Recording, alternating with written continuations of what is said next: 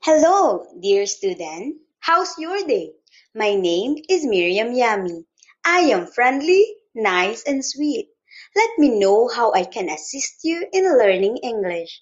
I know that learning is not simple. It could be full of struggles. That is why I am here for you.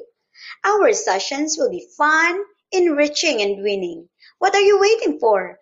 Book me now, and I will make sure that learning English will be enjoyable for me and for you. See you soon. Bye. And say, we will help Max get Emma. I Haha, kapanis akong mga videos before, oy. Gahi pa kaayo kong accent. Until now man siguro. Hahaha. I'm sorry, guys. Pinoy mang yun. Bisaya pa jud. By the way, I'm Teacher Yami, and I want to share my journey as a 5-1 Talk teacher. I started as a part-time 5-1 Talk teacher while working full-time.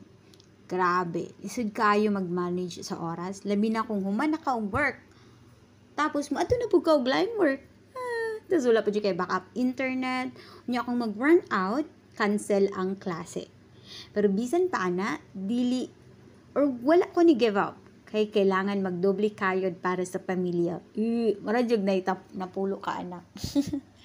In short, kinahanglan na mo kwarta. Dako kayo akong pasalamat actually sa akong igsuon ug sa akong papa. Sila ang nitabang nga nagtukod sa akong soundproof room, nag-collect og tray sa egg para ma-soundproof ang room. Siyempre, sa pagbuhat pod sa props ug sa pag-set up sa backdrop. Oy, shout out pod kay Jaen nga nagpahilam og props ug naghatag og mga tips, especially nga dugay na siya ato na time sa 5-1 Talk. Uy, shout out pod sa akong mangod na si Mimi nga always jud na siya mag-prepare og kape para ma-energize ko sa akong work. After pila ka bulan, kinahanglan ako muhunong kay process ko sa pag-abroad.